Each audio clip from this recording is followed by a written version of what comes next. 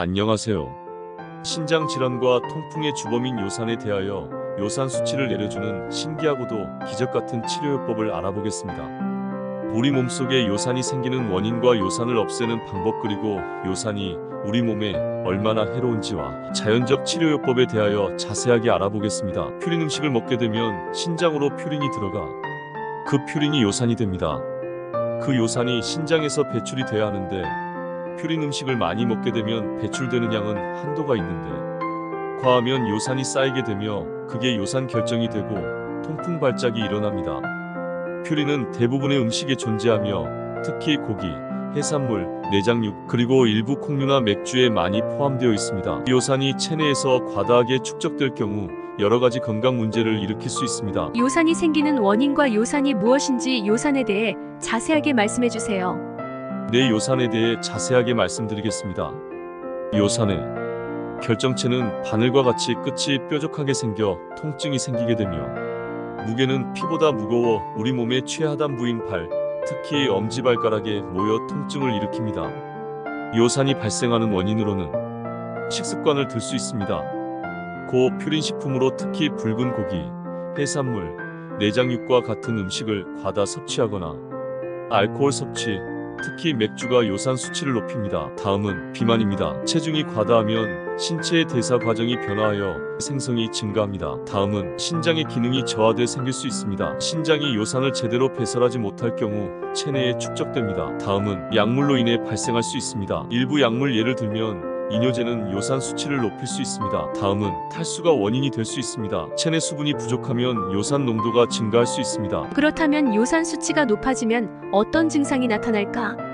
요산 수치가 높아지면 다양한 증상이 나타날 수 있습니다. 주요 증상은 다음과 같습니다. 통풍 발작이 일어날 수 있습니다. 통풍은 요산 결정이 관절에 일반적으로 엄지발가락, 발목, 무릎 등의 관절에 극심한 통증, 붓기, 발적이 발생합니다.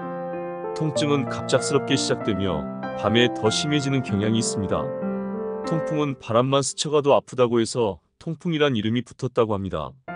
다음은 관절 통증이 일어날 수 있습니다. 통풍 외에도 요산 수치가 높으면 관절에 통증이 발생할 수 있으며 여러 관절에 영향을 줄 수 있습니다. 다음은 피부 발진이 일어날 수 있습니다. 요산 수치가 높을 경우 피부에 발진이나 염증이 나타날 수 있습니다. 다음은 신장 결석이 나타날 수 있습니다. 요산이 과다하게 축적되면 신장에서 결석이 형성될 수 있으며 이로 인해 신장 통증이나 소변 시 통증, 혈뇨가 발생할 수 있습니다. 다음은 피로감 및 불편감이 나타날 수 있습니다. 전반적인 피로감이나 불편함을 느낄 수 있으며 이는 신체의 대사 과정에 영향을 줄 수 있습니다. 다음은 소화가 잘 되지 않을 수 있습니다. 요산 수치가 높은 경우 소화 불량이나 위장 불편감을 경험할 수 있습니다. 다음은 요산을 없애는 방법을 알아보겠습니다. 요산을 없애는 방법으로는 식이 조절을 해야 합니다. 고퓨린 음식을 피하고 과일, 채소, 전곡류 등의 저퓨린 음식을 섭취합니다. 수분을 충분히 섭취하여 요산의 배설을 돕습니다. 다음은 체중 관리입니다. 체중을 유지하여 요산 수치를 조절합니다. 다음은 운동입니다. 규칙적인 운동은 체중 관리와 신진대사 개선에 도움이 됩니다. 다음은 약물 치료입니다. 필요시 의사와 상담하여 요산 수치를 낮추기 위한 약물로 예를 들어 알로프루리놀을 처방받을 수 있습니다. 다음은 알코올 제한입니다. 알코올 섭취를 줄이거나 피하여 요산 수치를 낮출 수 있습니다. 그동안 요산이 우리 몸에 생기는 원인과 증상, 그리고 제거하는 방법을 알아보았습니다. 그렇다면 위에서 알아본 치료법 외에 요산 수치를 줄이는데 아주 치료 효과가 좋은 자연 치료요법과 대체요법은 어떤 것이 있는지 자세하게 알려주세요. 요산 수치를 줄이기 위한 자연요법과 운동 방법은 여러 가지가 있습니다. 아래에서 자세히 살펴보겠습니다. 자연치료요법으로는 앞에서 말씀드린 식이요법, 그리고 운동요법 외에 이번에 알려드리는 것은 아주 중요하면서도 신기롭고 기적같은 치료요법인 자연정혈요법에 대해 알려드리겠습니다. 신장의 기능을 살리고 요산을 배출시켜 피를 맑게 하는 요법으로 사혈로 죽은 피쓰레기 어혈을 뽑아줍니다. 사혈을 하는 방법은 신장혈에서 사혈을 해줍니다. 신장혈은 등 쪽에서 척추와 마지막 갈비뼈가 만나는 점에서 위쪽으로 있습니다. 그림으로 설명하겠습니다. 우리 몸의 등 뒤편입니다.